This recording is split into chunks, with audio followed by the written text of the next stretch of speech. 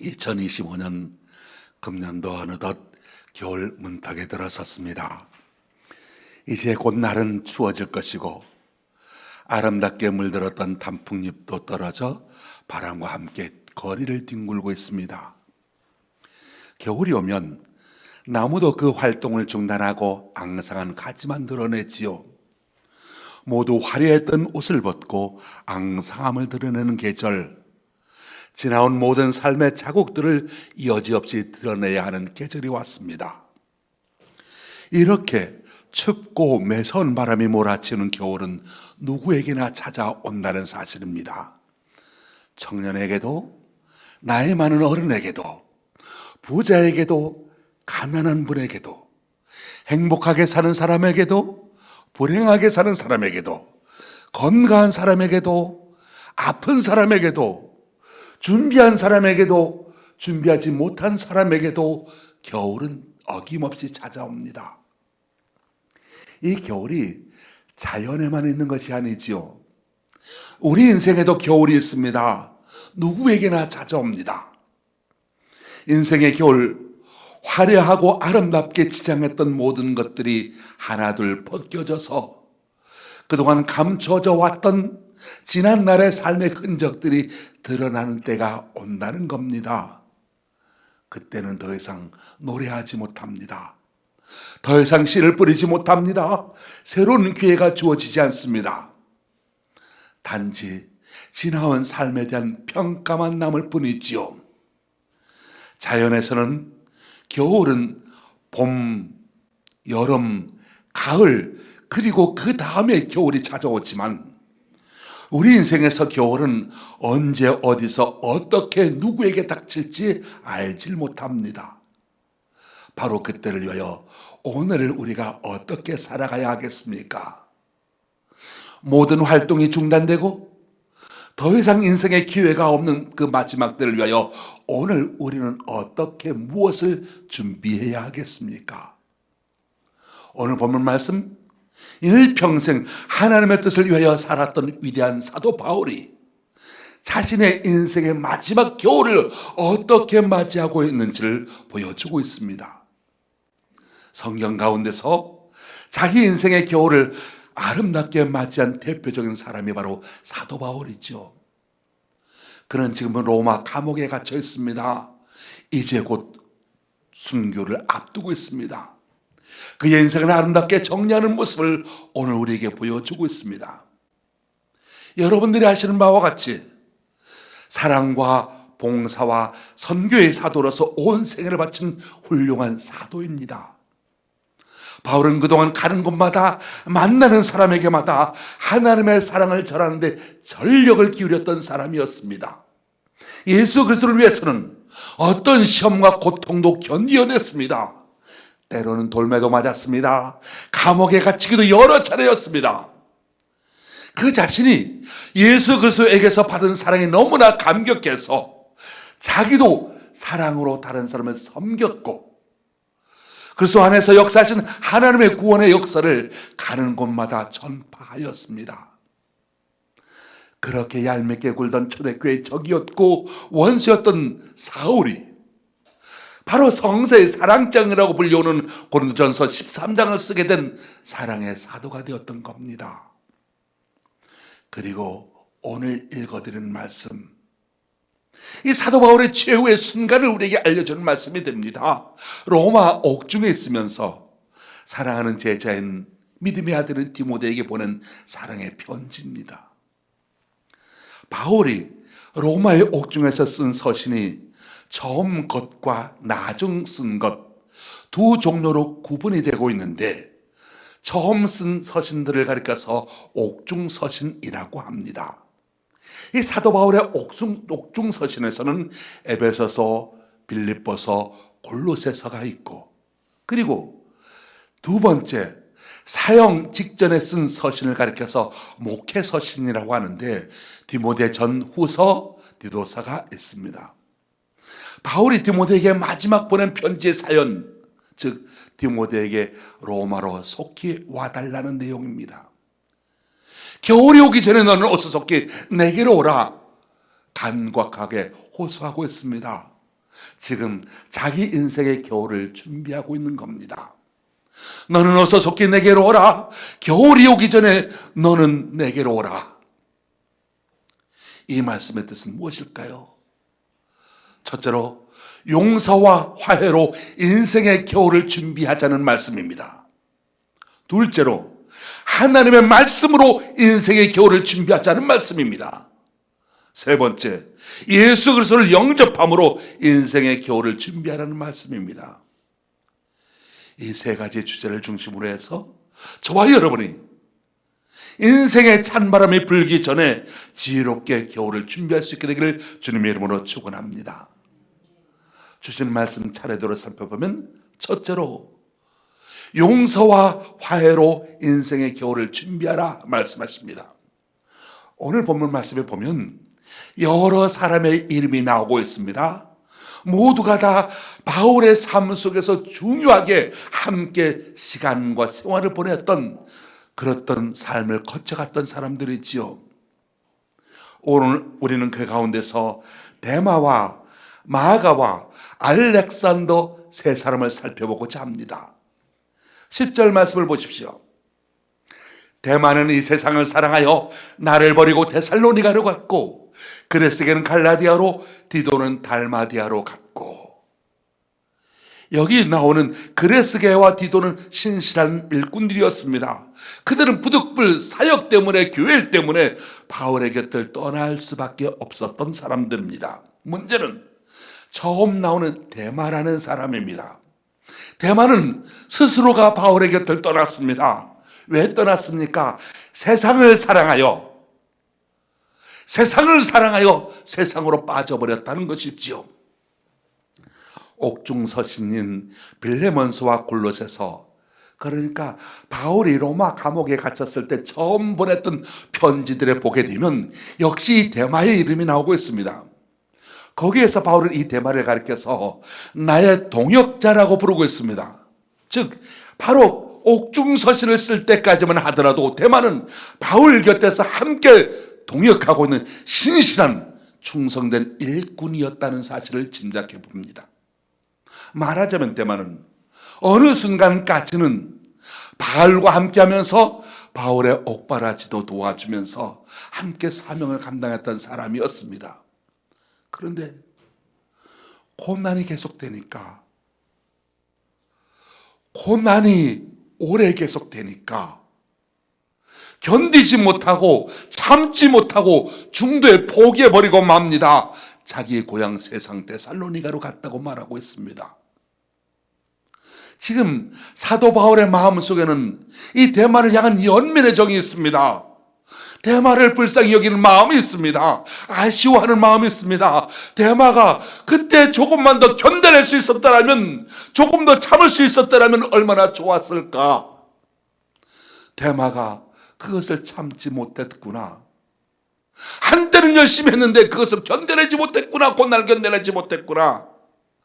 데마의 영혼을 불쌍히 여기는 연민의 마음이 바로 사도 바울의 마음이었고, 그 마음을 이 말씀으로 기록해 놓은 겁니다. 11절 말씀 보십시오. 누가만 나와 함께 있느니라. 내가 올 때 마가를 데리고 오라. 저가 나의 일에 유익하니라. 마가를 데리고 오라고 했습니다.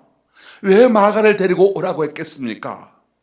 이 사도 바울은 지금까지 마가와 섭섭한 관계, 섭섭한 마음이 있었던 겁니다.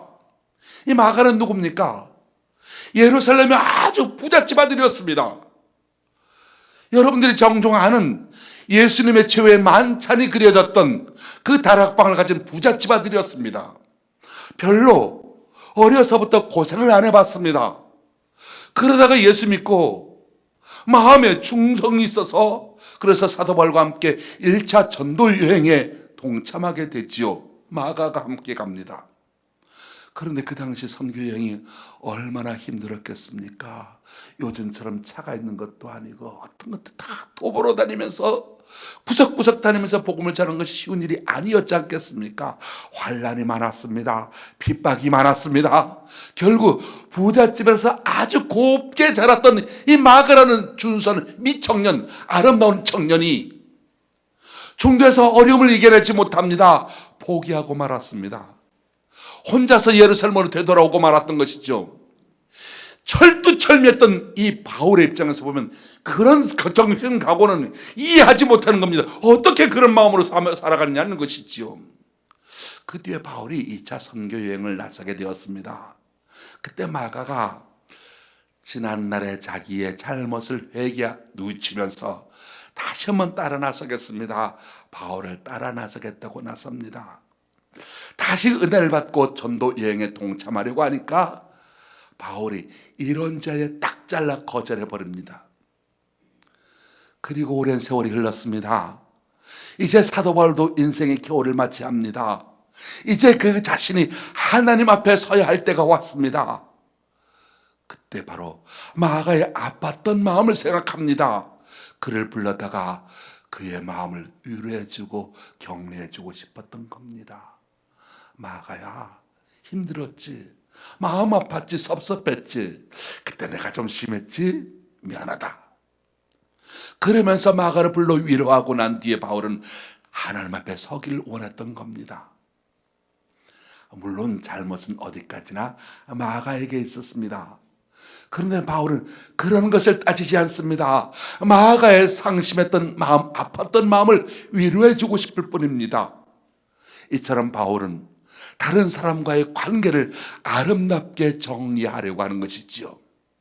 내가 올 때 마가를 데리고 오라. 저가 나의 일에 유익하니라. 저가 나의 일에 유익하다고 했습니다. 사도 바울이 마가를 데려다가 무슨 유익을 얻겠습니까? 그가 무슨 일에 유익하겠습니까? 순교 직전에 전도하려는 것도 아니고 물질적인 도움이 필요한 것도 아닌데 왜 유익하다고 말하고 있겠습니까? 바로 그것은 섭섭한 것은 풀고 화해해야 천국에 갈 수 있다는 것입니다. 우리가 인생을 살아가면서 사실 나이가 들수록 마음에 맺힌 것이 없어져야 합니다. 왜 그러냐? 천국에 가기 위해서 그렇습니다. 마음에 한이 맺힌 채 어떻게 천국에 갈 수 있겠습니까? 혹시 여러분 가운데 섭섭한 것을 풀어야 할 사람이 있으십니까? 시어머니와 섭섭한 마음을 품은 며느리가 있으십니까? 풀고 가야 합니다. 천국에서 만나야 합니다. 며느리와 섭섭한 시어머니가 있으십니까? 사랑의 마음을 품고 천국에 가야 합니다. 내 인생의 겨울이 오기 전에 마가를 데리고 오라. 우리가 이 땅에 살면서 어떤 사람도 마음속에 환이 맺히거나 원망을 남기거나 마음속에 억울함을 품거나 원한을 품은 제 인생을 맞춰서는 안 되겠습니다. 천국에서 주님 만나기도 힘들 뿐더러 그 형제를 천국에서 만나기도 어렵기 때문에 인생의 겨울이 오기 전에 풀고 가야 합니다. 부부간에도 마음을 풀지 못하고 응어리를 가진 채 사시는 분이 있으십니까? 우리 주 예수 그리스도의 십자가의 능력, 피 흘림 죄사함의 은혜로 마음속에 있는 상처의 응어리가 녹아지고 풀어지고 다 자유하게 되시길 바랍니다. 한 걸음 더 나가 봅니다. 14절. 구리장색 알렉산더가 내게 해를 많이 보였음에라고 말합니다. 구리장색이란 말, 14절 말씀. 바로 이 말을 구리 세공업자 알렉산더가 내게 해를 많이 입혔음에, 이 구리 세공업자라고 하는 말, 옛날에 구리로 우상을 만드는 것을 말합니다. 이 우상을 만들어 장사하는 사람들이 사도 바울로 인하여 장사에 막대한 손해를 보았습니다. 바울을 심히 괴롭혔습니다. 바울에게는 목회 사역을 방해하던 아주 원수와 같은 사람이었었지요. 그러나 그는 자기를 괴롭히는 그 사람에 대하여 주께서 그 행한 대로 저희에게 갚으신다 말하고 있습니다. 하나님께 맡기고 있습니다. 주께서 그 행한 대로 그에게 갚으시리니 내가 더 이상 미워할 필요가 없다는 것이지요. 주께서 심판하시기 때문입니다. 다만 뭐라고 말합니까? 너도 그를 주의하라. 너도 그를 주의하라. 조심하라 말할 뻔한 것입니다. 예수님을 보십시오. 십자가에서 죽으실 때 악한 자들이 죄 없는 예수님을 원수처럼 처형했습니다. 머리에 가시관을 씌웠습니다. 채찍으로 때렸습니다. 십자가에 못 박았습니다. 그럼에도 주님께서는 십자가상에서 아버지여, 저들이 알지 못하여 그라오니 저들의 죄를 사여옵소서, 그들의 죄를 용서합니다. 저쪽에서 원수들이 용서를 빌어야 마땅할 바로 그 시간에 이쪽에서 아무런 죄 없는 예수님께서 그들을 용서하신 겁니다. 마음에 원한으로 남겨주지 않았습니다. 마음으로 원수를 맺지 않았습니다. 스데반의 이 놀라운 모습 닮았습니다. 자기를 돌로 쳐서 피 흘리게 하는 무리에게 주 예수여 이 죄를 저들에게 돌리지 마옵소서, 그렇게 기도하지 않았습니까? 사도 바울이 옥중 로마에서 이렇게 기도합니다. 내가 전 변명할 때 나와 함께 한 자가 하나도 없고 다 나를 버렸으나 저희에게 허물 돌리지 않기를 원하노라. 내가 전 변명할 때 나와 함께 한 자가 하나도 없고 다 나를 버렸으나 그들에게 허물을 돌리지 않기를 원하노라. 나이 50이 넘으면 보는 것도 좋아야 하고 말하는 것도 좋아야 하고 듣는 것도 좋은 것을 들어야 합니다. 나이가 들면 남의 허물도 가능한 대로 말하지 않아야 합니다. 인생 짬을 짧은데 허물을 이야기하며 살 시간 어디 있겠습니까? 사랑하며 살기에도 짧은 인생인데 어떻게 부정적인 생각과 부정적인 말과 부정적인 마음을 가지고 천국 가겠습니까? 우리의 사는 날이 짧기 때문에 이 추운 겨울의 체감이 내게 올 때마다 인생의 겨울이 있다는 사실을 알고 원망하거나 미워하거나 맺힌 것 풀고 자유하며 승리하게 되시길 바랍니다. 따져보고 싶은 말이 있으십니까? 할 말 다 하고 싶으십니까? 내가 옳고 내가 잘못됐다 말하고 싶으십니까? 물론 얼마든지 여러분은 그러실 수 있습니다. 그런데 오늘 보면 16절 끝부분에 보니까 그들에게 허물을 돌리지 않기를 원하노라 라고 했습니다. 그들에게 허물을 돌리지 말라는 겁니다. 내게도 잘못이 있을 수 있다는 뜻도 담겨 있죠. 나이가 50이 넘었거든 어느 누구와도 시비를 벌이지 말아야 할 것이고, 예수님이 넘었거든 허물을 남에게도 묻지 말아야 할 것이고, 자식이 잘못되어도 나무라지 말아야 할 겁니다. 다 내게도 잘못이 있다라고 생각하라는 겁니다. 남편이 잘못된 것도 그 탓이 아내에게 있을 것이라고 생각하고, 타락은 잘못은 당신이 했지만 그 원인은 내가 제공하기도 했을 것이라 말하는 겁니다. 허물을 그들에게 돌리지 말라. 바로 이것은 인생의 겨울을 앞둔 자의 경건한 자기 성찰이 되는 겁니다. 사랑하는 성도 여러분, 지금까지 인생을 살아오면서 때로는 대마와 같이 마음 섭섭하게 한 사람을 만나셨습니까? 때로는 마가처럼 화목하지 못하고 사과해야 할 사람도 있지 아니하십니까? 그러나 그리고 또 알렉산더처럼 여러분에게 해를 많이 끼친 사람도 있지 않겠습니까? 겨울을 맞이하면서 너그러운 마음과 사랑의 온정을 가지고 따뜻하게 하시기 바랍니다. 용서해야 할 사람 용서하고 사과해야 할 사람에게는 사과할 수 있는 신앙의 담력이 있게 되시길 바랍니다. 그리고 이제 사랑하는 믿음의 아들을 가까이 두시기 바랍니다. 그리스도께 초점을 맞추고 주님이 주시는 생명의 멸류관을 기다리는 자세로 오늘을 살아가십시다. 그래서 저와 여러분도 바울처럼 겨울을 따뜻하고 풍요롭게 맞이하게 되시기를 예수님의 이름으로 축원합니다. 두 번째, 하나님의 말씀으로 인생의 겨울을 준비해야 합니다. 13절 말씀을 보겠습니다. 사도 바울은 이렇게 말합니다.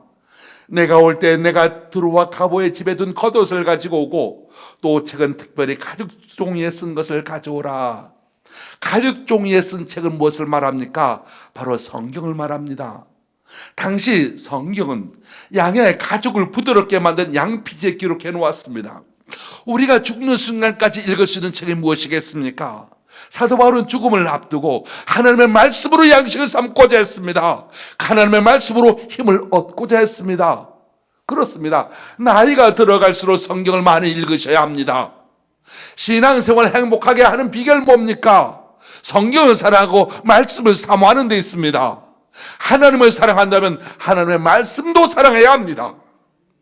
사도 바울이 그렇게 위대한 사도가 될 수 있었던 비결이 무엇이었겠습니까? 바로 하나님의 말씀을 사모하고 사랑하였기 때문이었습니다. 사람들은 나이가 들면 자기 몸에 이상한 징조 같은 것이 있으니까 자꾸 좋은 거 보약을 먹으려고 합니다. 그런데 보약을 너무 많이 먹으면 죽을 때 편히 전당 못 갑니다. 그 약이 너무 독해서 눈 감기도 힘들고 건강에도 별로 좋지 못합니다. 나이가 들수록 먹는 것은 적게 먹고 먹는 것으로 힘을 얻으려 생각하지 말고 하나님의 말씀을 양식으로 삼아야 합니다. 디모데후서 3장 15절로 16절 모든 성경은 하나님의 감동으로 된 것으로 교훈과 책망과 바르게 함과 의로 교육하기에 유익하다고 말씀합니다. 성경은 하나님의 진리의 말씀이고 성경은 우리를 교훈하는 책이고 책망하는 말씀입니다. 그래서 나이가 들면 하나님의 말씀으로 양식을 삼아 언제나 하나님 앞에서 자기 전 존재가 성결해지고 의로워지고 아름다워지고 깨끗해져 가게 되시길 바랍니다. 언젠가 나이 많은 분이 이렇게 간증을 했습니다. 나는 30대부터 성경을 하루에 5장씩 보았습니다. 아무리 바빠도 5장은 꼭 보고야 책을 잠자리에 들었습니다. 60대부터는 7장씩 보았습니다. 이제 내 나이 70이 넘었으니 하루에 10장씩 봅니다. 반드시 10장 이상 읽고서야 하루를 마감합니다. 여러분, 겨울이 가까이 왔습니까? 바울은 가죽에 쓴 것을 가져오라 성경을 찾았습니다. 이제 우리가 보아야 할 것이 무엇이겠습니까? 잡동사니, 유튜브, TV 따위 보아가지고 공연히 근심을 쌓아가지 마십시오. 인생의 겨울이 찾아왔을 때 과연 무엇을 생각해야 하겠습니까? 귀를 열고 하나님의 음성을 들어야 합니다. 여러분은 무엇을 생각하십니까? 하나님의 말씀에 귀를 기울여야 합니다. 겨울이 가까이 올수록 더욱 성경을 열심히 읽어야 합니다. 죽음이 가까이 오면 이것저것 해야 할 일도 많이 있습니다. 그러나 그 모든 것보다 먼저 하나님의 말씀에 더욱 귀를 기울여야 합니다. 영적인 일에 힘을 써야 합니다. 이해 마지막 시간들 속에서 조용히 말씀 앞에 무릎을 꿇어 보십시오. 말씀의 능력입니다. 그 말씀으로 천지가 창조되었습니다. 말씀 앞에서 귀신들이 놀라 도망갔습니다. 말씀 안에서 새 역사가 일어났습니다. 말씀 속에서 인생의 겨울을 이기게 하고 영원한 세계 하늘나라를 준비하게 합니다. 사랑하는 성도 여러분, 성경을 좀 읽으십시다. 나이가 들으셨습니까? 더 많이 읽으십시오. 이런 것 저런 것 다 밀어두고 성경을 읽으십시오. 내 눈이 흐려지기 전에, 내 기억이 쇠하여져 가기 전에 더욱더 하나님의 말씀에 귀를 기울이시기를 예수님의 이름으로 축원합니다. 세 번째로, 마음을 열어 예수 그리스도를 영접함으로 인생의 겨울을 준비해야 합니다. 지금까지 말씀드렸던 것보다 더 간절하게 우리에게 호소하는 메시지입니다. 겨울 오기 전에 어서 속히 오라. 바로 이 목소리는 겨울이 오기 전에 준비하라고 하는 이 목소리, 예수 그리스도의 음성입니다. 예수님께서는 지금도 우리를 부르십니다. 겨울이 오기 전에 너는 어서 속히 내게로 오라. 여러분은 문 밖에 서서 녹화하시는 예수님의 그림을 보신 적이 있으실 겁니다. 그 그림을 보면 문은 단단히 닫혀 있고 또 문 밖에는 문고리가 없어서 밖에서는 열지 못합니다. 그 문이 열리려면 누군가가 안에서 열어주어야 합니다. 우리의 믿음 생활도 그렇습니다. 주님께서는 우리에게 강요하지 아니하십니다. 주님의 길은 사랑의 길이기 때문입니다. 예수님은 마음의 문을 두드릴 뿐이십니다. 노크를 하실 분입니다. 누구든지 그 소리를 듣고 그 문을 열면 주님께서 오셔서 우리의 길을 인도해 주십니다. 근데 우리는 며칠이나 몇 번이나 내일 하면서 예수님을 문 밖에 세워두진 아니하셨습니까? 예수 그리스도께서는 오늘 자기를 따르라고 우리를 부르십니다. 우리는 그저 내일 하다가 예수님의 노크 소리가 사라지든지 아니면 우리에게 내일이 없을 때까지 내일이 되풀이하고 있지만 않습니까? 지금은 결코 다시 돌아오지 않습니다. 디모데에게도 그랬고 우리에게도 그러합니다. 언제까지 예수님의 부르심에 내일 하면서 미뤄둘 수는 없습니다. 사도 바울도 그것을 호소했고 예수 그리스도께서도 그리고 우리의 양심도 그 부름에 지금 응답해야지 내일은 너무 늦다고 호소해 오고 있습니다. 너는 어서 속히 내게로 오라. 겨울이 오기 전에 어서 오라 호소하고 있습니다. 사람이 나이를 먹게 되면 고집이 세워진다고 합니다. 그런 것 같습니다. 내 영혼이 찬겨울과 같이 꽁꽁 얼어버리게 되면, 내 마음이 얼어버리게 되면 남는 것 고집밖에 안 남는다는 거죠. 주님 뜻대로 살기보다는 내 고집과 살아온 방식으로 살아가려고 합니다. 내 마음이 얼음장처럼 굳어버리게 되면 내 뜻을 포기하고 주님의 뜻을 따르기가 어려워지게 됩니다. 그러기 전에 저와 여러분은 내 인생의 겨울이 오기 전에 내 마음을 주님을 향하여 열어야 합니다.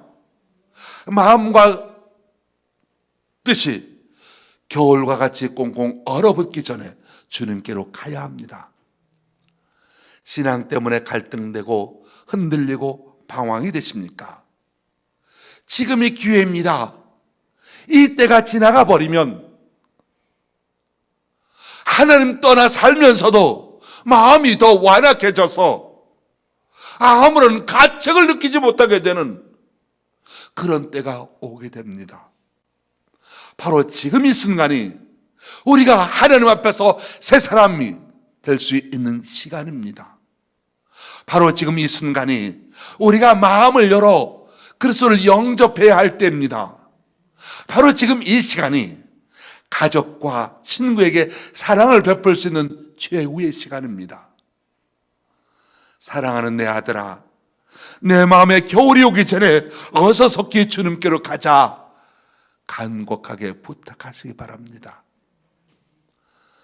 사랑하고 존경하는 과함께 성도 여러분, 오늘 말씀 첫째로 용서와 화해로 인생의 겨울을 준비하시기 바랍니다. 둘째로 하나님의 말씀으로 인생의 겨울을 준비해 가게 되시기 바랍니다. 세 번째로 예수 그리스도를 영접함으로 인생의 겨울을 준비하게 되시기를 주님의 이름으로 축원합니다. 기도하겠습니다. 하나님 아버지, 무엇이든지 다 할 수 있다고 생각하는 것을 용서하시고 앞으로 기회가 많을 것처럼만 생각하고 미루며 살아왔던 것도 용서하여 주옵소서. 사도 바울이 믿음의 아들 디모데를 생각하며 순교 직전에 사랑의 편지를 쓴 것과 같이 그 심정을 우리가 이 시간에 헤아리면서 우리 인생의 겨울이 오기 전에 만나야 할 사람 만나고 해야 할 일을 하게 하시고 서둘러 마쳐야 할 일들을 마칠 수 있는 저희들 되게 하여 주옵소서. 용서와 화해로 하나님의 말씀으로 예수를 영접함으로 주님 앞에 설 수 있는 저희가 되게 하여 주옵소서. 예수님의 이름으로 기도합나이다. 아멘. 176장 찬송하겠습니다.